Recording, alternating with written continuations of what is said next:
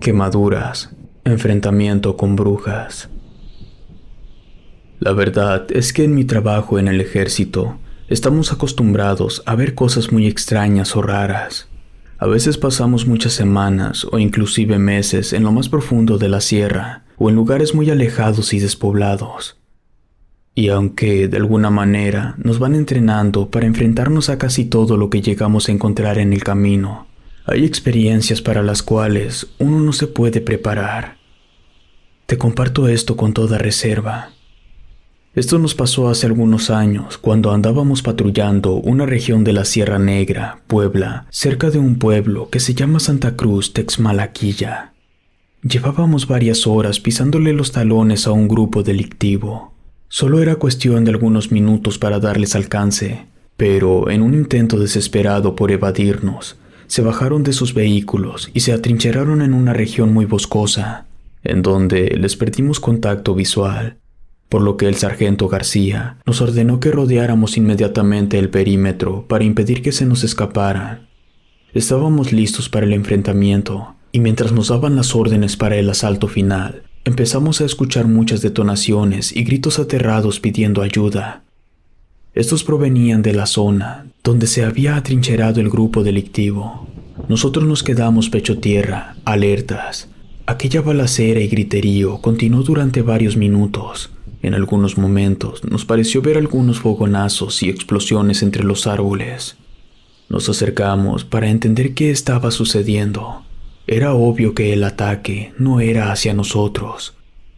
El sargento García comentó que probablemente se habían encontrado con algún grupo rival, por lo que ordenó que permaneciéramos a la expectativa. Tras varios minutos de tensión, todo se detuvo y quedó en un profundo silencio. A una señal del sargento, el cabo Martín y yo nos arrastramos hacia aquella zona para hacer un reconocimiento visual. Nos detuvimos a unos metros de los primeros árboles y arbustos de aquella trinchera. Ahí descubrimos que el terreno de toda aquella franja boscosa estaba hundida poco menos de 1 metro del nivel donde estábamos. Seguimos avanzando y lo que apareció frente a nosotros nos dejó helados. En el centro de aquel paraje había varios cuerpos cercenados y quemados, esparcidos por todos lados, como si hubieran arrojado diversos artefactos explosivos.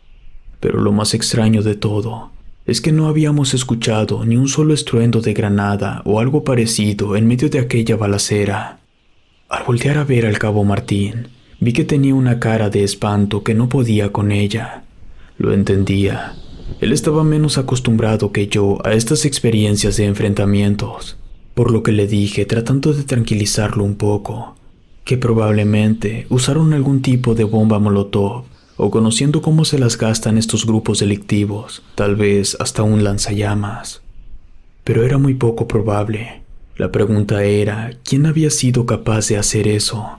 Porque una vez que hicimos nuestro reconocimiento visual, al parecer no había ni un solo sobreviviente. Identificamos todos los vehículos que veníamos persiguiendo, y no había ningún otro carro extraño en el perímetro. Reconozco que a pesar de haber estado en muchas ocasiones en enfrentamientos muy duros con este tipo de grupos, nunca me había tocado ver semejante carnicería. Pero todavía faltaba lo peor. El cabo Martín y yo nos quedamos en silencio por un segundo, tratando de recuperar el aliento, y entonces activé la radio para comunicarle al sargento García la situación.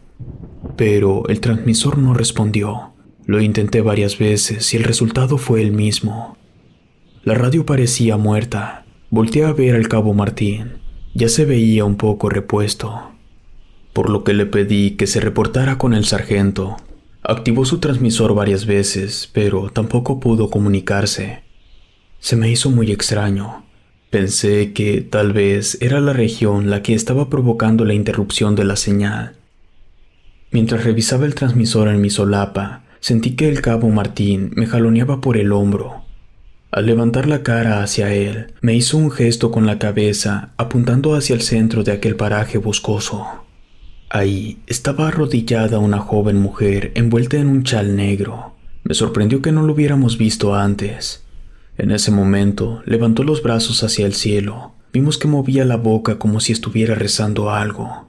Tenía los ojos cerrados y se veía demasiado pálida.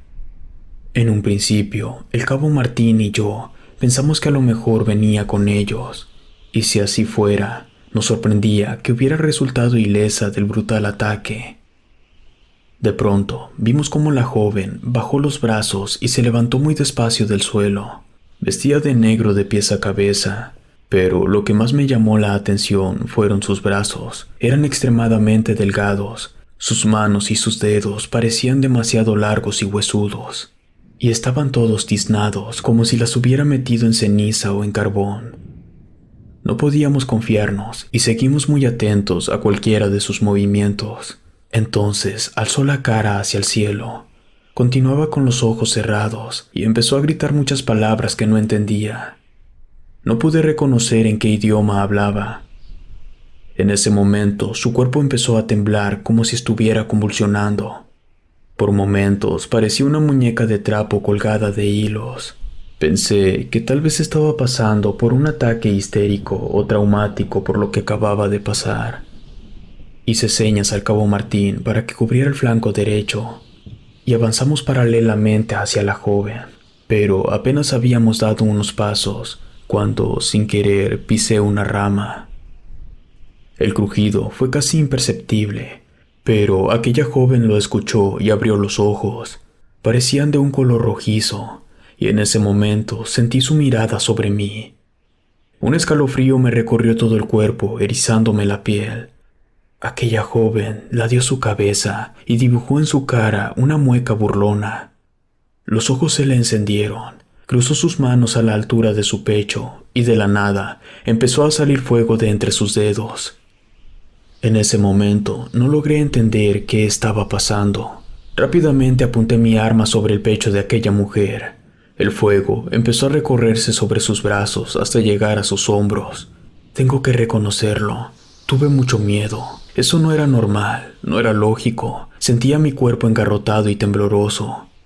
En un descuido, mi dedo jaló el gatillo, y tras la mirilla de mi rifle, vi el cuerpo de aquella mujer estremecerse por el impacto de la bala, al mismo tiempo que dejaba escapar un alarido espantoso. Lo siguiente que recuerdo es que cerré los ojos y sentí un golpe de lumbre que me arrojaba por los aires y me quemaba el rostro, los hombros y parte de mi pecho. Sentía cómo el fuego me envolvía. No sé cuánto tiempo perdí la conciencia. Para cuando abrí los ojos nuevamente, estaba en el suelo boca arriba, mientras alguien me jalaba del uniforme entre los matorrales.